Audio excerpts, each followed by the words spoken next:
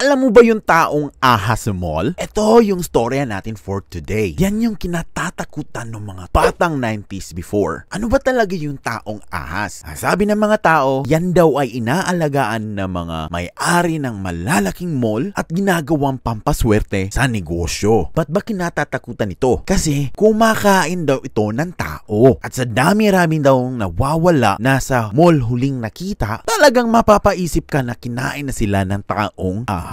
Ito yung tanong, paano ba ginagawa ng taong ahas ang pagdukot ng mga tao or biktima kahit madaming tao sa mall? Imagine ang daming tao sa mall, di ba? Sa pagtatanong-tanong natin sa mga tao at kay Google, ang iba nagsabi na bata yung pinupuntirya kasi madali lang dukutin. Bata nga eh. Yung iba naman may sabi, sa fitting room. Yun yung kung saan ka nagbibihis, tinatry mo yung mga damit, kakasya ba or bagay ba sa'yo? Yung may salamin, di ba? At may kurtina sa likod. So, ang ginagawa daw ng taong ahas ay nasa likod ng salamin.